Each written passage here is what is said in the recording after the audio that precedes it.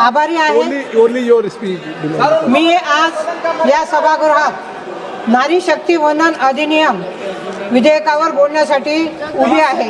हे केवळ एक विधायी प्रस्ताव नाही, तर भारताच्या लोकशाहीला अधिक न्याय, अधिक समावेशक आणि अधिक प्रातिनिधिक बनवण्याच्या दृष्टीने एक ऐतिहासिक संधी आहे। जर आपण इतिहासाकडे मागे होऊन बघितले तर जवळजवळ 100 वर्षापूर्वीचा तो काळ आठवतो, जेव्हा महिलांना मतदानाचा हक्कही नव्हता। अशा परिस्थितीत भारतीय राष्ट्रीय काँग्रेसने सरोजिनी नायडू यांना अखिल भारतीय काँग्रेस कमिटीच्या अध्यक्षपदी निवडून महिलांच्या नेतृत्वावर ठाम विश्वास व्यक्त केला। त्या निर्णयाने भारताच्या लोकशाहीला महिलांच्या सहभागाचा पाया घातला। माननीय अध्यक्ष महोदय, आपल्या स्वातंत्र्य संग्रामात सरोजिनी नायडू, अरुणा आसफ अली, कस्तुरबा गांधी, इंदिरा गांधी, सोनिया गांधी यांच्यासारख्या महिलांनी अग्रणी भूमिका बजावली, परंतु आजही संसदेत महिलांचे प्रतिनिधित्व हे मर्यादित आहेत। अलीकडील आकडेवारीनुसार 2014 मध्ये 11.4%, 2019 मध्ये 14.4% आणि 2024 मध्ये सुमारे 13.6% प्रतिनिधित्व आहे। ही स्थिती स्पष्टपणे दर्शवते की अर्ध्या लोकसंख्येचे प्रतिनिधित्व अजूनही अपूर्ण आहे। माननीय अध्यक्ष महोदय, आंतरराष्ट्रीय पातळीवर पाहिले असता अनेक देशांनी महिलांच्या राजकीय सहभागात उल्लेखनीय प्रगती ही केलेली आहे। रवांडामध्ये महिलांचे प्रतिनिधित्व 60%पेक्षा अधिक आहे, तर स्वीडन, नॉर्वे आणि फिनलँड यासारख्या नॉर्डिक देशांमध्ये ते 40%पेक्षा जास्त आहे। भारतामध्येही आपण त्याचे सकारात्मक परिणाम पाहिले आहेत।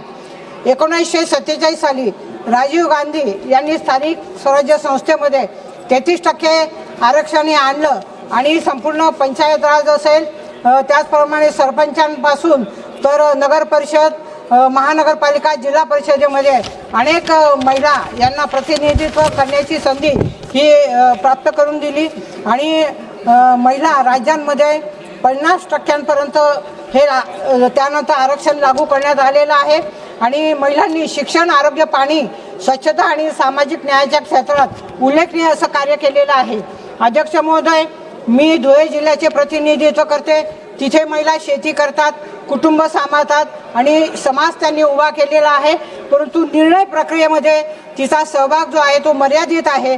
आज मी या प्रत्येक महिलांचा आवाज या सभागृहात या ठिकाणी मांडत आहे।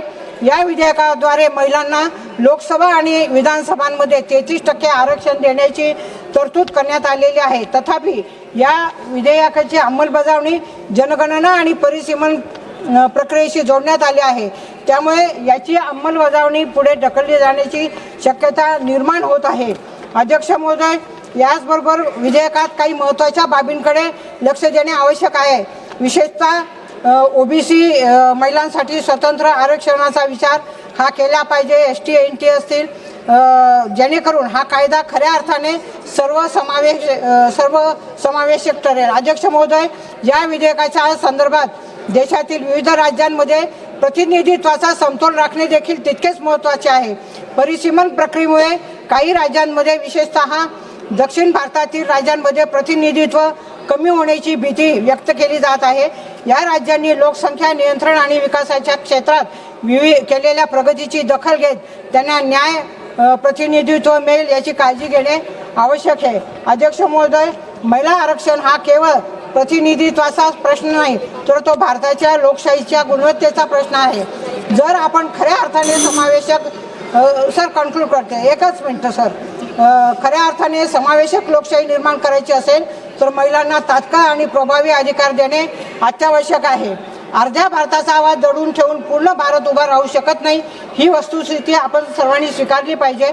महिलांचा सन्मान हा केवळ कायद्याचा विषय नाही, तर तो आपल्या संस्काराचा, त्याचप्रमाणे आपल्या मूल्यांचा आणि आपल्या राष्ट्राच्या आत्म्याचा विषय आहे। हे बिल म्हणजे कहीं पे निशाने कहीं पे हे बिल म्हणजे कहीं पे निगाह है कहीं पे निशाना है।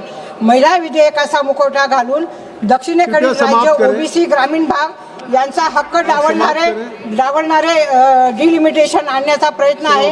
एक महिला म्हणून आमच्या खांद्यावर बंदूक ठेवून राजकीय स्वार्थ साधणाऱ्या या विधेयकाचा मी ठाम विरोध करते. एक 2 ओळी पंक्ती सांगते. कोमल है कमजोर नहीं तू, शक्ति का नाम ही नारी है, जग को जीवन देने वाली मौत भी तुझसे हारी है. धन्यवाद अध्यक्ष. श्रीमती डी के